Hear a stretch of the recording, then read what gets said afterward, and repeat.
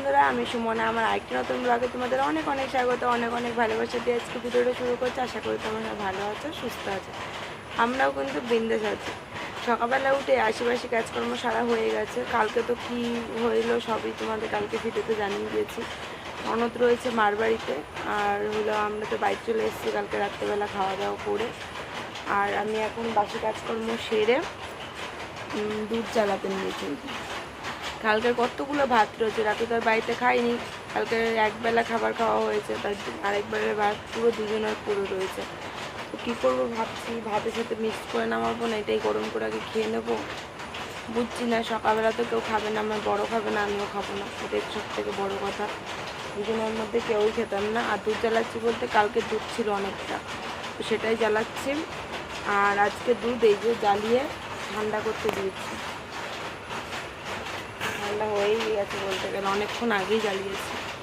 আর সকালবেলা আমি আজকে একটু লেবুর রস খেলাম, বাটি লেবুর রস গরম জলের সাথে। আর তারপরে বসেছিলাম, একটু ফোন ঘাঁটছিলাম বসে বসে। কিন্তু এখন কী রান্না করবো তাই ভাবছি। অল্প একটু, আবার কালকে একটু টক ডালও বেঁচে গেছে। এখন মেয়েকে ডাকবো, 9:15 বেজে গেছে, 9টার সময় স্কুলে যাওয়ার পাঠান। তুলে নিয়েই ওকে ফ্রেশ করে একবারে এখনও ঘুমাচ্ছে, এবার দেখে তুলতে হবে, নাহলে কি ওরা 2 দিন ধরে স্কুলে পাঠানো হয়নি। ওর জ্বর ছিল, তারপরে আমার একটু শরীর খারাপ ছিল, তো ওই দুটো মিলে 2 দিন স্কুলে পাঠানো হয়নি। তো আজকে থেকে আবার পাঠাতে হবে। ওকে উঠে রেডি করিয়ে তারপরে স্কুলে পাঠিয়ে দেবো। চলো দেখি তারপরে কি রান্না হয়, করি না করি দেখি। মার বাড়িতে আবার যেতে হবে ওই বেলা, হয়তো শরীর আর দেয় না গো, দেখি যেতে তো হবে অন্য ওই বেলা হোক আর যখন হোক। গরমের ঠেলে আরও পাচ্ছি না, তার মধ্যে শরীরটা খারাপ হয়েছে, ওই জন্য আরও শরীরটা ভালো লাগছে না। নাহলে তো এমনি কোনো ব্যাপার নেই, এই কারণেই আর কি আরও শরীরের মধ্যে অসুবিধা, মানে অস্বস্তি লাগছে। চলো পরে দেখা হচ্ছে, মেয়েকে ডাকি। অনেক দুধ গরম হয়েই গেছে, গ্যাসটা অফ করে রাখি। বরমশাই মাত্র ঘুম থেকে উঠলো, উঠে ফ্রেশ হতে গেছে। আসলে ওই দুধটা খেয়ে কাজে চলে যাবে, ছোটো কাজ আছে, এসে তারপরে ভাত খাবে। স্কুল যেতে হবে তো, স্কুল যেতে হবে না?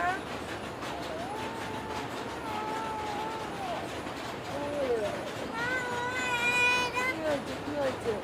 ওই দেখো দাদা স্কুল যাচ্ছে, দাদা স্কুল যাচ্ছে। যাবা তো স্কুলে, যাবা? তাহলে উঠে পড়ো।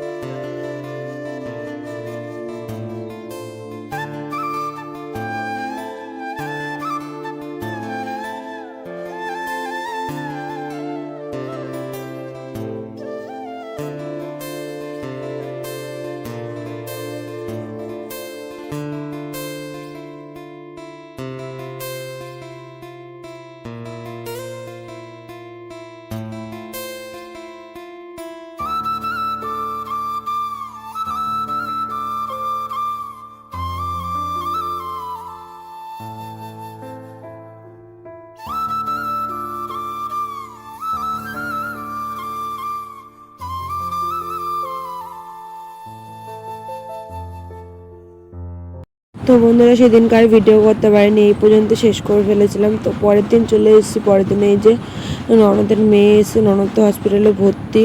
শরীর ভালো না, ননদ গেছে হসপিটালে ভর্তি। কালকে কোনো ভিডিও করিনি, কালকে দৌড়াদৌড়ি করতে করতেই দিন শেষ। কারণ বুঝতেই পারছো, ননদ হসপিটালে ভর্তি মানে চিন্তা একটা মাথায় ঘুরছে।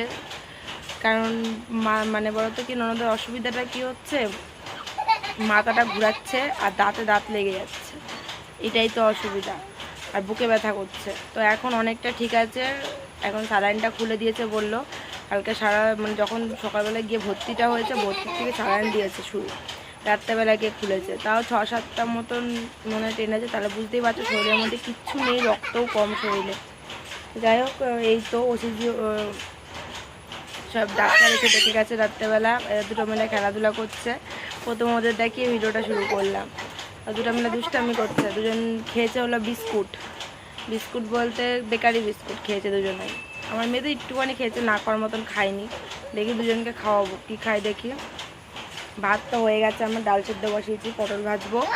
আর হলো শ্বশুর বাবা গেছে বাজারে, মাছ নিয়ে আসবে, মাছ করব। এই রান্না আজকে, ডাল সেদ্ধ, পটল ভাজা আর মাছের ঝোল করব, ঠিক আছে। দেখি রুই মাছ না কাতলা মাছ নিয়ে আসে, বড় মানা বললো মাছ খাবে, ওই জন্যই মাছ আনতে গেল। এই তো, তারপরে আবার হসপিটালে যাবো দুটোকে নিয়ে, শ্বশুর বাবাও যাবে, কারণ বোনকে খাবার দিতে যাব। মেয়েদের ওয়ার্ড তো বুঝতেই পারছো, বাবা একটু যেতে অসুবিধাই হচ্ছে, তো এই কারণের জন্য আরও দেখি আমারই যাইতে হবে। ঢুকতেও দিচ্ছে না, ঠিক আছে। কার্ড আছে অবশ্যই, একটা কার্ড আছে, কিন্তু 11টার সময় খুলবে, 11টা থেকে 12টা অবধি সময় দেবে। তাই আগেই যাবো, 10:30টার মধ্যে সব কাজকর্ম সারবো। দেখি বাবা বললো বাজার থেকে এসে এদের দুটোকে নিয়ে যাবে, মন্দিরে নিয়ে যাবে। আমার একদিকে ভালো হবে, আমার একটু কাচাকুচি রয়েছে, কাচাকুচিটা সারবো, কারণ 2 মণা জামা প্যান্ট আছে কিছু, আর আমারগুলো আমি ধুয়ে মেলে দিয়েছি, শুধু ওদেরগুলো কাচবো আর রান্নাবান্না সারবো। এই তো, চলো আর বেশি বকবক করবো না, আমি রান্নাবান্না সেরে নিই। আজকে কী ভিডিও তোমাদের সাথে দেখাবো তাও জানি না। হসপিটালে মনে হয় না কোনো ভিডিও করতে পারবো, কারণ বোনকে গিয়ে খাইয়ে দিতে হবে। বোনের হাতটা দেখলাম, হাতটা নাকি ফুলে গেছে, বাবা গেছিলো সকালবেলা, কালকে সারা রাত মা ছিল হসপিটালে। আবার সকালবেলা 5টার সময় এসে মা গেল কাজে, কাজ তো বন্ধ দিতে পারবে না, হোটেলের কাজ, তো ওই জন্য মা চলে গেল কাজে। বাবা সকালবেলা গিয়ে দেখে এসছে, চা দিয়ে এসছে। আবার আমরা যাব খাবার দিতে পরে, এখন যেহেতু স্যালাইন খুলে দিয়েছে, এখন তাও একটু হাঁটাচলা করতে পারছে, ঠিক আছে, এখন একটু সুস্থ আছে। তখন তো যেই পরিস্থিতিতে নিয়ে গেছিলাম, বোনের হাঁটারও শক্তি নেই, এতটাই শরীর খারাপ হয়েছিল। চলো পরে আসছি, কিছু কাজে এগিয়ে নিই। তো আজকে হয়ে যাবে বোনের ছুটি আর কি। তো আজকে রান্না করেছি পটল ভাজা, এদিকে হাঁড়ি ভরে ভাত নামিয়েছি, কারণ শ্বশুর বাবা সবাই মিলে আর কি একসাথে খাবো। বোন, তুই পুচকু আছে, তারপরে দাদা আসতে পারে, মানে জামাই।